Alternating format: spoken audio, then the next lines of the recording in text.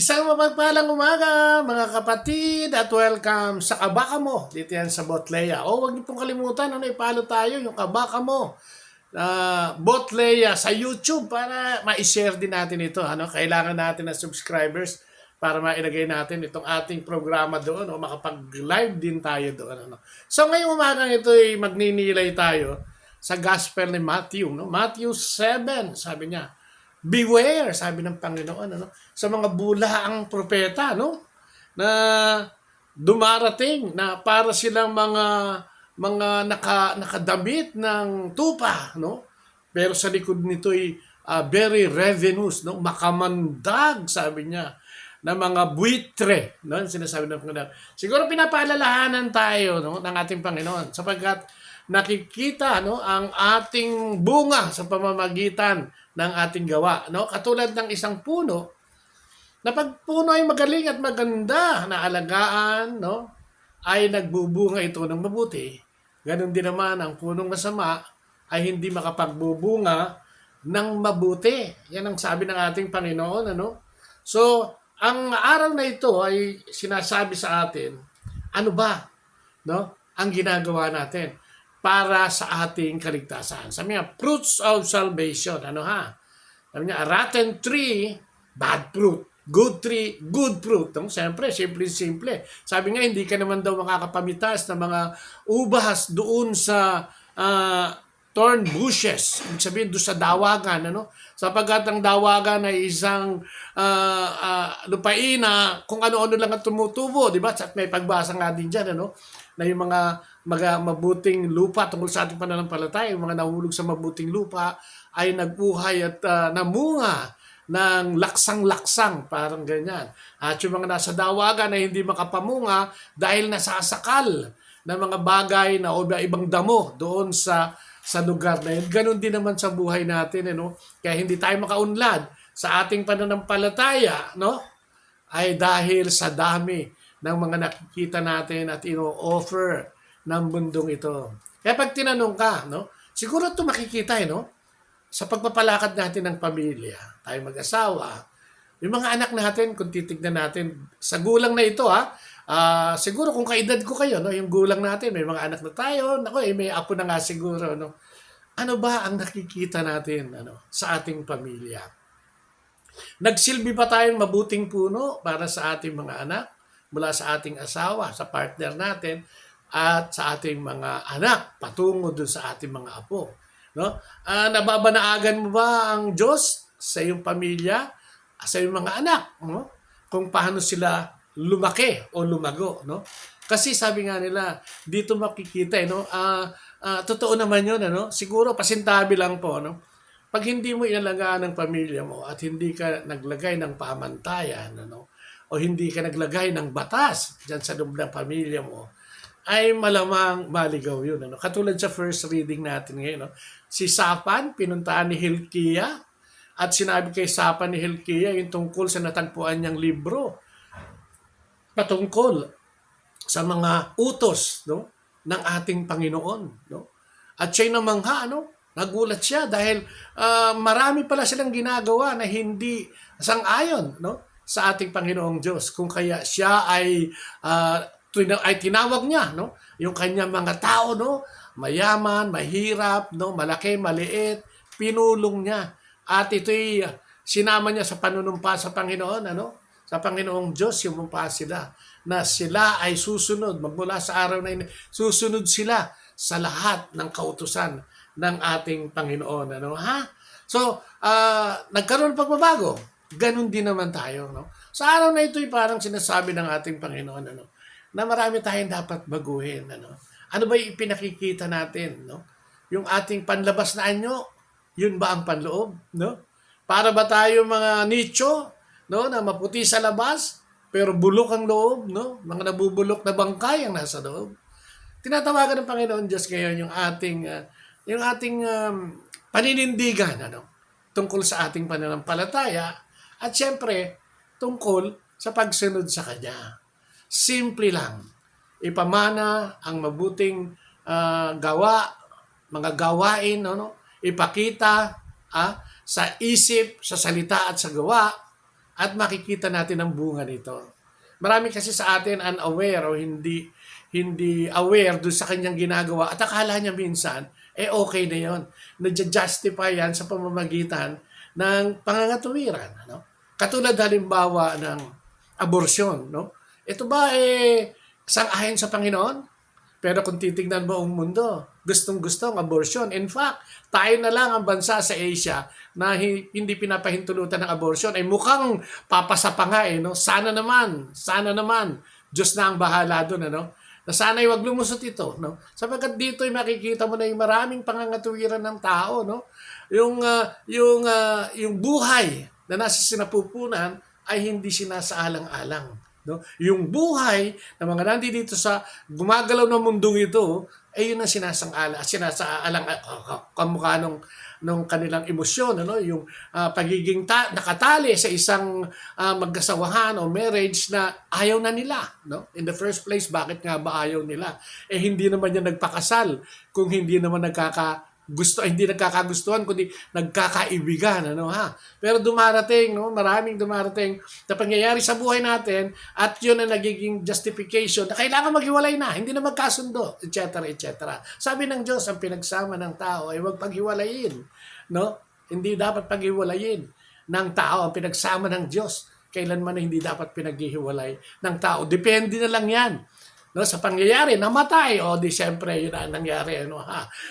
At kung ano-ano pang dahilan, no. Pero yung diborsyo ay hindi kinoconsider yan. Mula pa noong panahon ni Moses, si Moses nagbigay lang ng decree ng diborsyo dahil sa kakulitan ng tao. Ganon din ang tao ang kulit, no. Pero ano mangyayari pag may diborsyo? So isa lamang yan sa mga ehemplo na nakikita na yung bunga ba nito, yung ibubunga ba nito ay magiging mabuti para sa Panginoon o para sa tao lang, no? Tinitingnan ngayon ng Panginoon, yung ating, yung laman ng ating puso. Katulad ng halimbawa, ikaw ay isang negosyante, no? Ikaw ba ay nanlilin lang? Marami ka bang promotion at binibigay ng mga freebies para makalusot yung panlilinlang mo? No? Maraming ganyan no? At kung ano-ano pa, no? Tayo mga magulang, marami ba tayong itinuturo sa mga anak natin na hindi gawin ng Diyos, pero gawin ng mundong ito? Sa ating pagsasama bilang mag-asawa, ganun din yun, ano? Ano ba ang ginagawa natin? Siyempre, pagka mabuti ang iyong palakad, mabuti ang nakikita sa iyo, ikaw ay isang, inspirasyon. No? Pamamarisan at pati ang Diyos ay kasama, una sa lahat, no? Ang pagrespeto sa Diyos. Nasa buhay na ba natin, no? Ang ating Panginoong Diyos, nasa loob na ba ng pamilya? No? Ano ba ang itsura ng ating pamilya ngayon, di ba? Ang kumusta naman? Ang pagsasama mag-asawa, kumusta naman? Ang mga anak na nag-asawa na, ito ba'y nananatili sa kasal? No? Napapalaghanap ba nila ang mabuting balita? No? Kahit hindi sila nagsasalita, sa pamamagitan ng ikinikilos at ginagawa, ay makikita mo ang tao at napakagandang tanggapin na yung hindi ka nagsasalita, pero ang tao mismo nagsasabi sa iyo na ikaw ay mabuting puno, no? Kung kaya ang iyong bunga ay mabuti rin. Kung ikaw ay masama, no? Kung ikaw ay politiko, no? At wala kang ginawa kundi umupo diyan, at panghawakan yung posisyon na yan at hindi na bitawan, ibigay mo na lang sa mga anak mo. No? At susunod na henerasyon pa at lahat kayo gusto na nandiyan na lang at kumapit, no? Diyan sa posisyon na yan. Mag-isip po kayo. Hindi lang po kayo yung pwedeng maglingkod, hindi lang kayo yung matalino. Paminsan, o kayo'y pabayaan natin, gumalaw ang kamay ng Diyos. No? Huwag yung takot na takot ka dahil baka mamaya magka-problema yung negosyo mo pag hindi ka na nakaupo. Mabuting bunga ba yon? Ako, tansya ko lang, ha? Ito may tansya lang, ha? Pag masyadong marami, no? Ang powerful sa loob ng pamilya, sila mismo ay nagkakagulo. Naranasan ko din po yan dahil ang tatay ko na politiko noon. Ang kagandahan lang sa tatay ko noon, siya yung nagbibigay. Ngayon, yung politiko ang binibigyan. Baliktad na. Kaya nga, sa bunga, ano ba ang ginagawa? Tinatanong tayo ng Diyos, ano ka ba? Mabuting puno ka ba o masamang bunga? Kung ikaw ay mabuting puno, ipagpatuloy yan dahil marami kang maawan. Kung masama kang puno, itigil mo na yan. Dahil ang iyong kaligtasan ay nakasalalay sa iyong mga ginagawa, no? Sa iyong mga ipinatutupad, sa iyong mga pangangatuwiran at justification, ano? Nandiyan lahat yan. Tinatago mo ba yung mga bagay na yan dahil ikaw ay makapangyarihan, no? Tignan natin, ang Panginoong Diyos ang pinakamakapangyarihan sa lahat, pero siya'y bumaba, nagpakumbaba, no? Tinanggap ang hatol ng tao para magkaroon ng kaligtasan. At ikinamatay yon ng dyablo sa buhay natin. Kaya nga ngayon, bakit ba buhay na buhay ang Diyos sa mga taong nagiging mabuting puno at bunga? At bakit din mabuhay na buhay ang demonyo at ang dyablo sa mga taong masasama? No, sapagkat ang tao ay nakatuon doon sa personal, hindi doon sa kaligtasan, doon sa dako pa doon. Amen? Yan ang pagnilayan natin. Ano? Kung masama kang bunga, alam mo yan, kapatid, alam mo yan. No? Binigyan ka ng utak ng Panginoon. Binigyan ka ng tenga at mata, alam mo yan.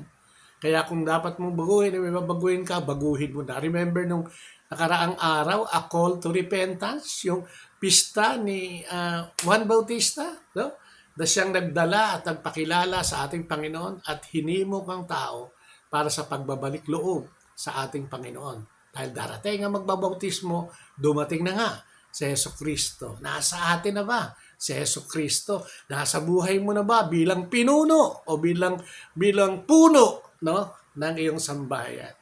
Pagnilayan natin to at lumapit kay Kristo kung gusto natin magkaroon ng kaligtasan tayo at ang ating buong pamilya. Amen! At yung ating pagninilay, tayo manalangin sa alam naman ng anak ng Espiritu Santo. Amen. Opo, Panginoon, maraming salamat na naman. Ako, diretso.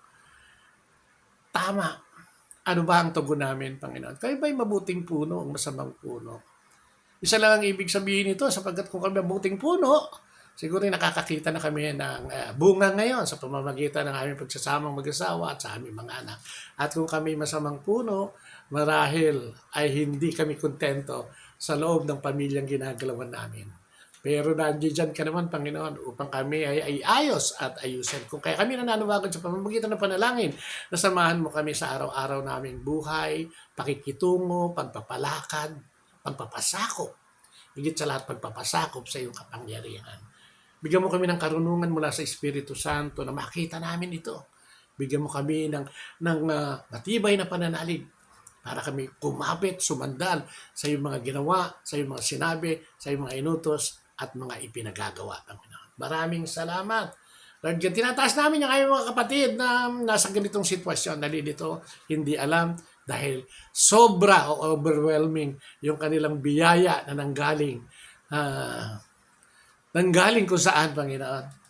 At siguradong hindi galing sa iyo yan pag ito ay nakakasama. So maraming salamat sa umagang ito at binigyan mo kami ng liwanag. Sana ay magkaroon kami ng liwanag kasama ng aming buong pamilya at sa pagpapatakbo ng aming pamilya. Yung mga kapatid naming may karamdaman, mga Panginoon, lahat ng karamdaman, kung ano man ito, Panginoon, ay dinadalangin namin sa mga sandaling ito na magkaroon sila ng kagalingan sa pamamagitan ng iyong programang Kabaka Mo at Kalakbay. Maraming salamat at idalangin namin sa matamis na pangalan ng iyong anak na si Jesus, kasama ng Espiritu Santo, magpasawalang hanggan sa pananalangin ng mahal na Inang Maria ni San Jose at lahat ng mga ginamit mo, Panginoon, upang maghayag ng mabuting balita, kasama na ang Kabaka Mo at Kalakbay. And glory be to the Father, to the Son, and to the Holy Spirit, as it was in the beginning, is now, and ever shall be, world without end.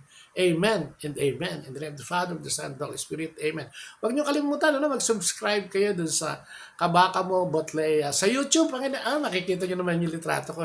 Paki-subscribe lang po. Maraming salamat. Bye-bye and God bless.